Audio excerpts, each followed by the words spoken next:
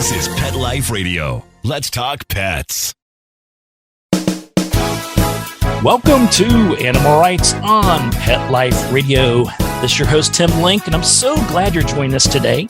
We got an old friend and buddy coming back on.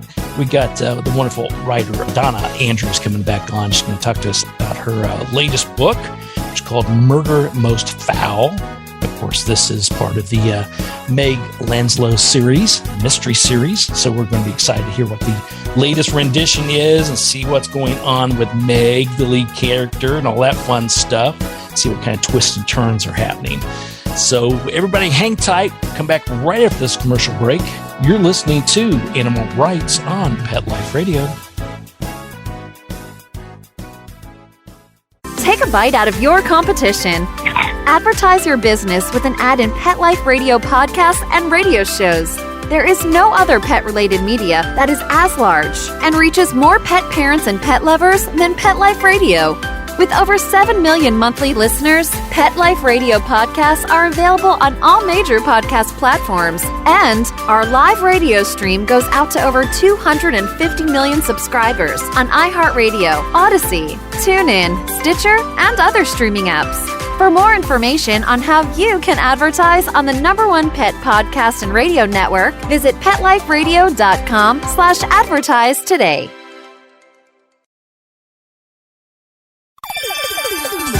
Let's Talk Pets on PetLifeRadio.com. Welcome back. Welcome back to Animal Rights on Pet Life Radio. Joining me now is New York Times bestselling author and murder mystery guru with all the twists and turns. We've got Donna Andrews. Donna, welcome back to the show. Thank you. Glad to be here. Oh, it's exciting to have you here. We've got the latest book, Murder, Most Fowl, which is, it's F-O-W-L. I love all the tongue twisters and little things you put together on these books. So tell us a little bit about this installment and how is it different? How are some of the characters that we may be familiar with and come to love over the years? Okay. Well, this book actually was inspired by something that happened towards the end of a couple of books ago. I liked at the end of the book tie up all the loose ends so people don't have to wonder, well, what happened to so-and-so? Wait a minute, who really did that? One of the loose ends I tied up was that Meg's husband, Michael, who's a drama professor, gets tapped to direct a Shakespeare play. And I suddenly realized that actually would be kind of fun to do. In the end of the other book, he was going to direct Hamlet, but I decided Macbeth would be a lot more fun. So in this book, he's doing a production for Arena Stage, which is a real theater, a very distinguished theater here in the DC area.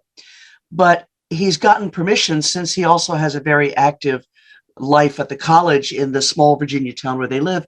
He's gotten permission to rehearse it in Caerphilly and then take it to the stage in Arena when it's ready. So through a mix-up, all of the actors, there's no place for them to stay except with Meg and Michael in their large house and camping in their backyard. So they've got an entire house and yard full of actors. They also have since it's Macbeth, there's a reenactor group that has decided to set up their idea of a medieval Scottish military camp in the woods behind the house. And they're a little strange. There's also a very intrusive documentary filmmaker who wants to capture everything exciting that's going on.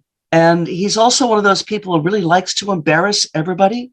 There is not an embarrassing or, in some cases, immoral or illegal thing happening that he hasn't managed to document.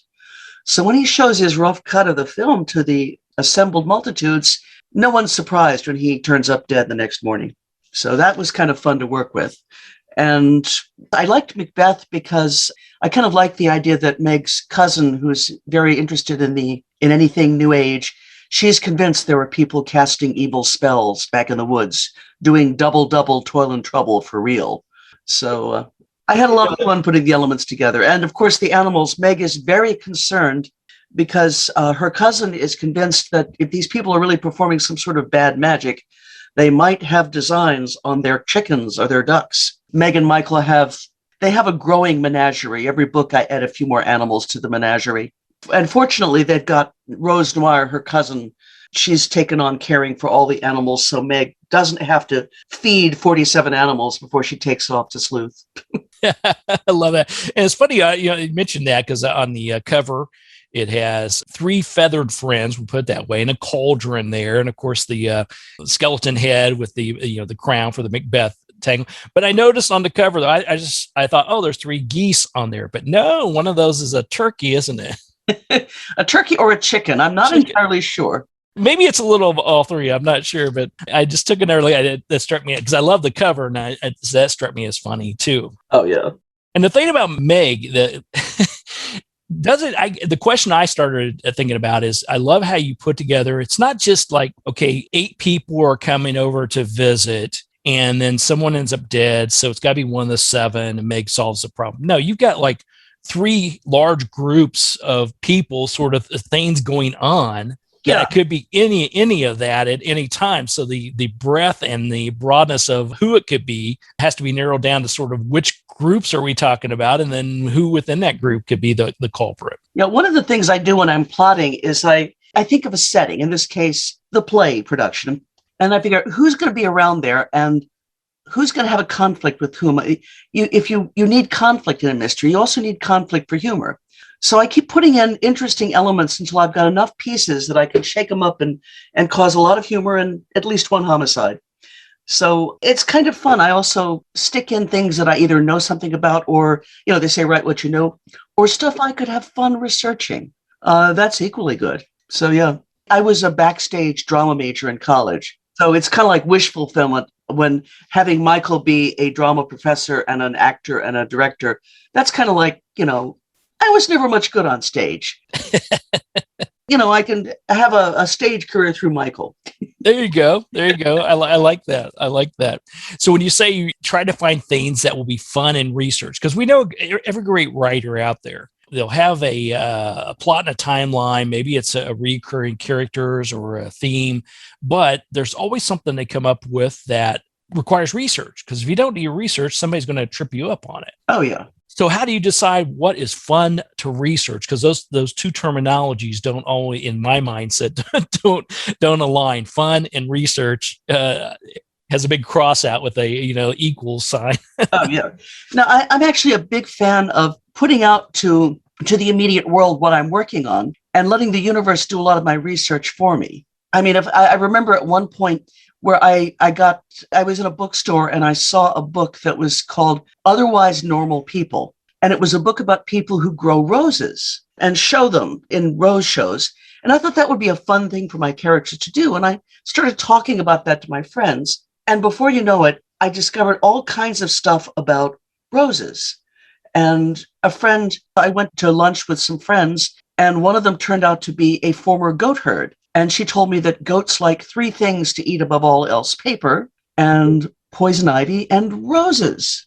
Roses. And so suddenly goats and roses began, everywhere I looked. They say if you think about a color, like the color red, suddenly you look around and everywhere you'll see red. Absolutely. A lot of my research is like mentioning that I'm working on something, and then all my friends start sending me links. At one point when I was working on, I think it was The Hen of the Baskervilles, which it was a livestock show, and they had heritage and breeds of chickens and ducks and things. My editor sent me a book that my publisher put out. It was called Beautiful Chickens. And it was a book full of studio portraits of different breeds of chickens.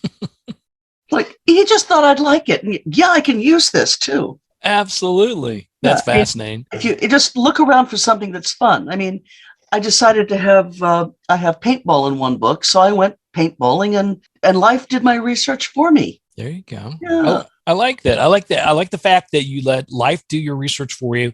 And I love the fact that you're a lot like me. You put it out to the universe. You put it out to the universe of what you want to come back, and let it go, and it will come back to you. Yeah. I also remember when Meg's dad is loosely based on my dad. I changed all the externals, but the core, whenever Dad does, Meg's dad and mine, they throw themselves into 110%. And when he first found I'd based a character on him, Dad was a little bit taken aback. But then it got good to him. And I remember one time Dad said, "Oh, I did something the other day you're going to use when I tell you about it." So it's like, yes, okay, you're living the adventures that I can then write up about as Meg's dad. Isn't that wonderful? Because you often, when you write about, you want to throw in what you know, like you said, and the right characters in there that are as loosely, we put the little quotations in the air, based on our parents or our friends or our family and stuff. And that's an area you have to tread lightly on often.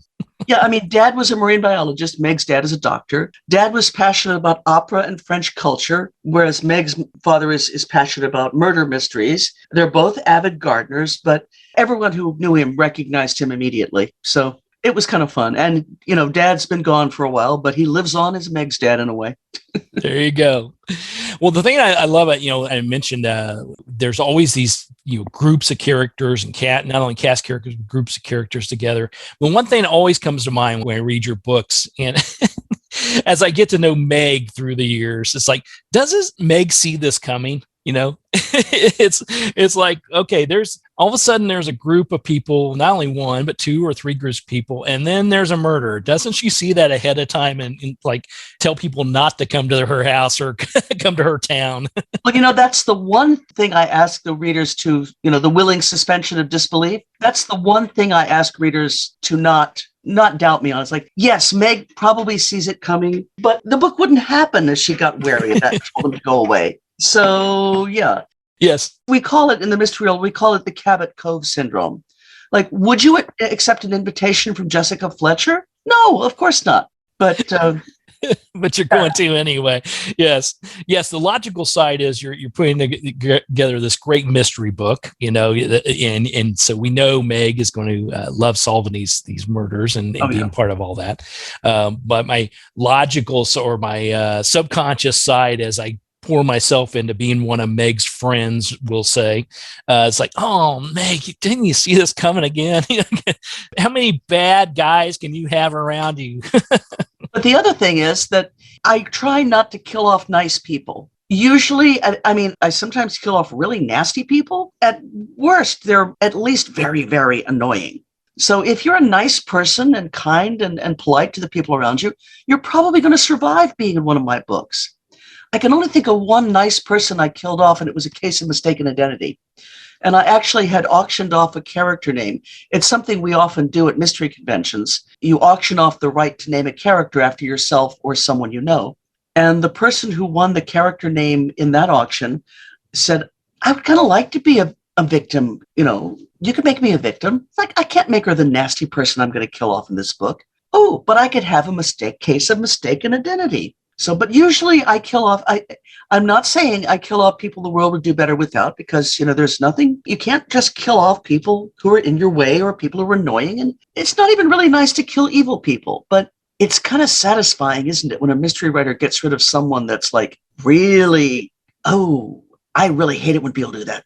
So, yes. Well, there's two things, and I think that you learn in writing is, don't kill off anybody the fans like. No. And secondly, don't kill off any animals. Animals and children were never hurt in this writing of this novel or this book.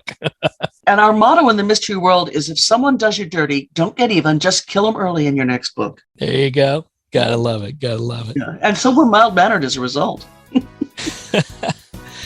All right. Well, we're going to take a quick commercial break. We'll come back and chat with our good friend Donna Andrews a little bit more about her latest book, Most Fowl, and also her writing styles and how she creates this craft. So everybody hang tight. We'll come back in just a moment. You're listening to Animal Rights on Pet Life Radio. Hi, this is Tim Link, animal communicator and pet expert and host of Animal Rights on Pet Life Radio. Have you ever wanted to know what your pet is really thinking? Do you want to find out if they truly understand what you're trying to tell them? Ever wish you could build a better understanding and closer relationship with your pet? Well, now you can. Learning to Communicate with Animals is a 4-part on-demand workshop. In the workshop, you'll learn the essential techniques that are necessary to communicate with animals, including what is animal communication, breathing correctly to achieve the perfect state to communicate with your animals at a deeper level, using guided meditation exercises and method to communicate with animals, and how to send and receive information from your animals. So if you're wanting to learn how to communicate and connect with your animals at a deeper level, visit PetLifeRadio.com/workshop and purchase and download Learning to Communicate with Animals. You'll be glad you did. Let's talk pets Let's talk pets. on Pet Life Radio. Pet Life Radio. PetLifeRadio.com. Welcome back to Animal Rights on Pet Life Radio. Continue our chat with our good friend and New York Times bestselling author, Donna Andrews. Now, Donna, I know that this book, now correct me if I'm wrong, I saw this and it's just amazing and I applaud you and everything. This is the 29th in the series of the Meg Langslow series? It is, yes. And with number 30 scheduled to come out in October. I've been busy.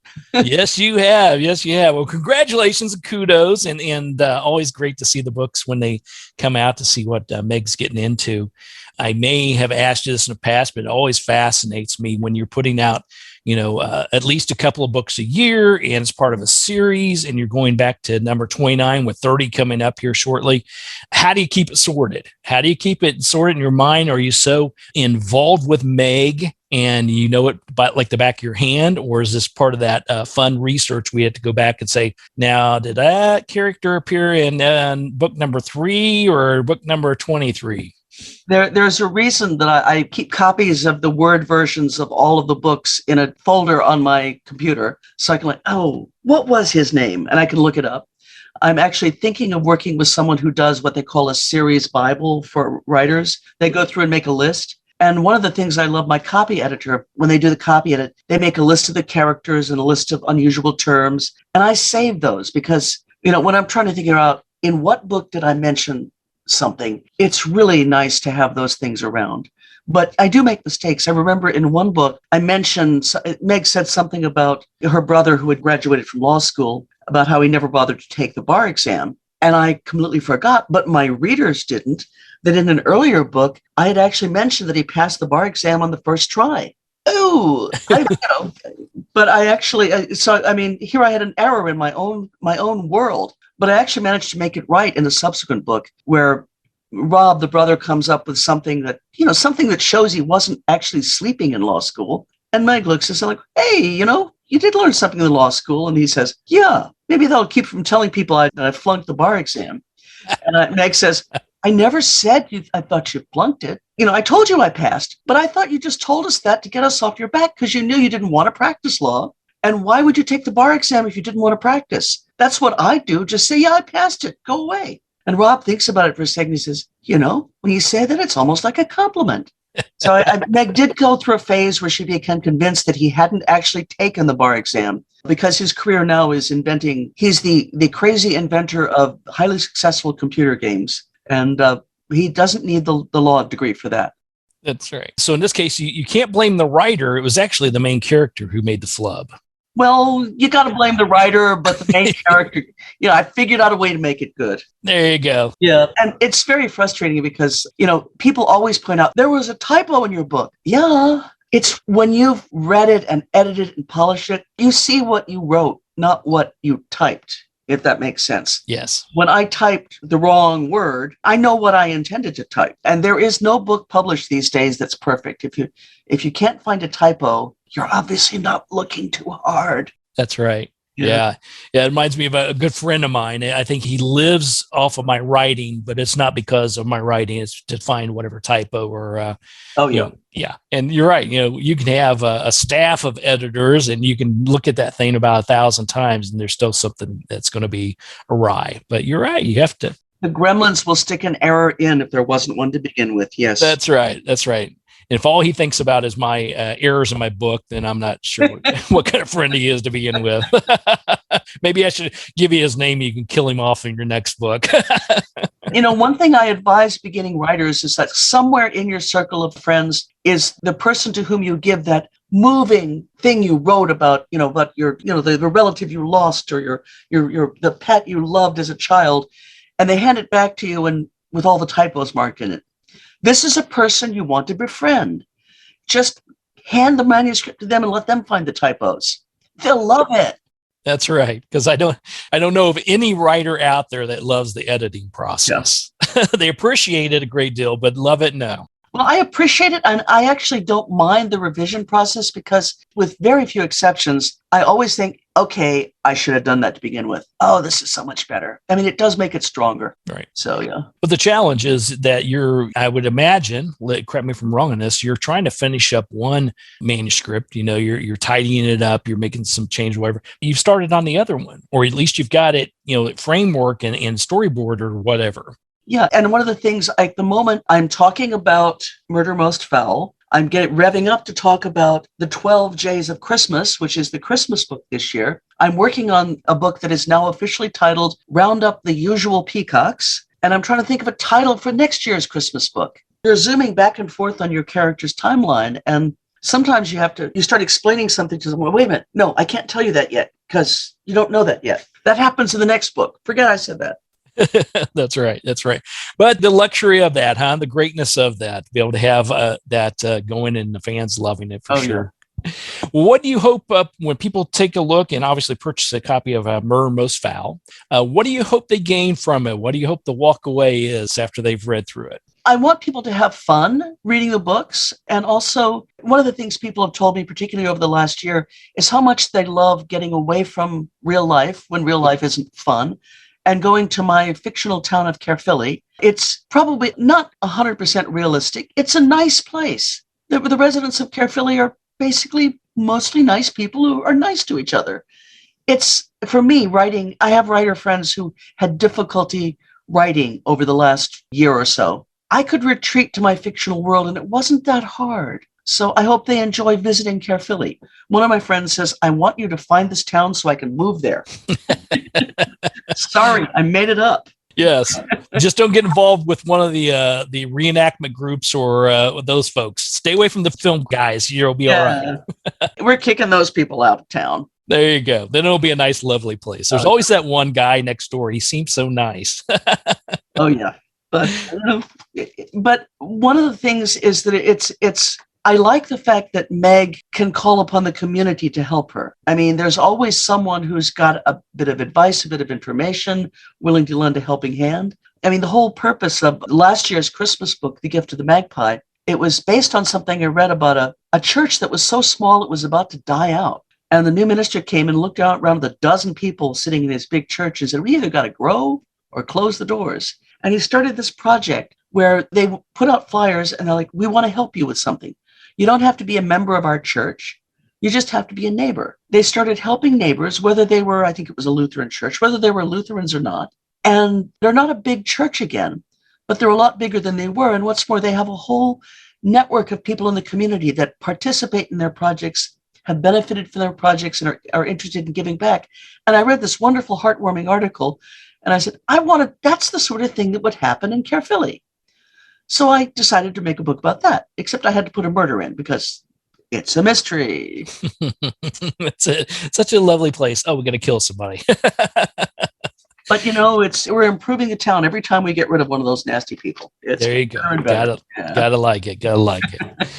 All right. Well, everybody go out and pick up a copy of the book. It's Donna Andrews' latest. It's called Murder Most Fowl, part of the Meg Langslow mystery series. You're going to enjoy it as always. Donna, where can people find out more about you and what's going on, where you'll be, where your chats are, your Zooms, whatever we do nowadays?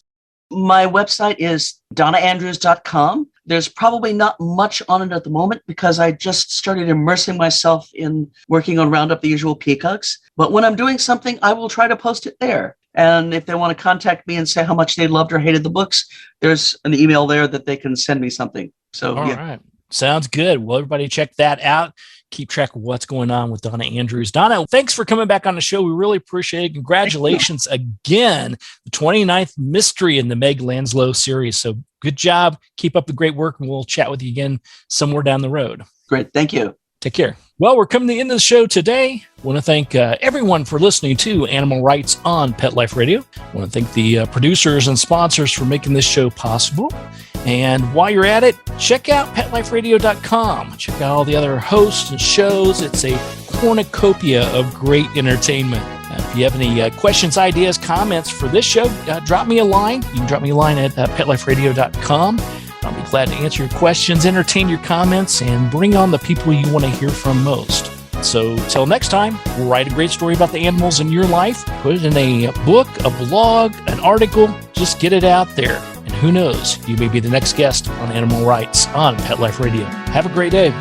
Let's Talk Pets, every week on demand, only on PetLifeRadio.com.